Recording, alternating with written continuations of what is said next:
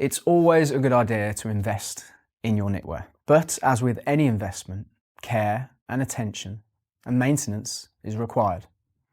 In this video, we're going to highlight the finer details of how to care for your knitwear, starting with cleaning. Now, don't clean your knitwear after every wear. It's important that in between wears you are airing out your knitwear so that any moisture can evaporate. Natural animal fibres such as silk, wool and cashmere have a self-cleaning property. This can only take place when it is properly aired. When it comes to the time when you do need to clean the piece, hand wash in lukewarm water with a very mild detergent, gently manipulating the garment by hand, lifting out any dirt.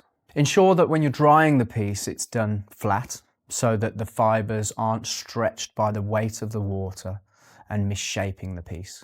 When it comes to storage, do not use a hanger.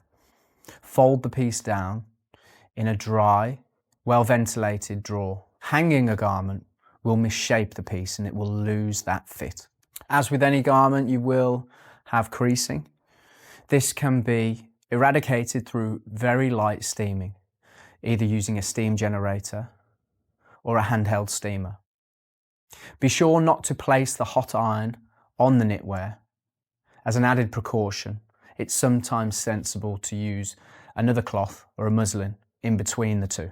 A common complaint is pilling or bobbling. A misconception would be that this only occurs with a cheaper garment, but in actuality, it is a natural response from the fibres of the knitwear, protecting itself.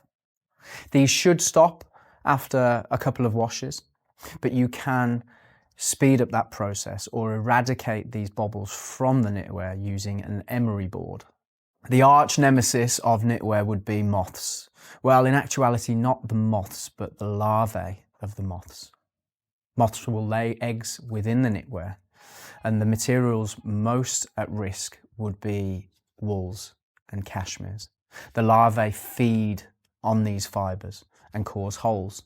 Much like with your suiting, prevention is far better than the cure. Placing lavender or cedarwood within the wardrobe, but not directly on the garment, will prevent moths. It acts as a deterrent. An added consideration would be folding the knitwear down when it is clean, ensuring it is properly dried. And there it is. We've covered a number of different ways in which you can look after your knitwear. Not to say I haven't missed any. So if I have, please do leave a comment below and we can help each other on maintaining and looking after our knitwear. See you soon.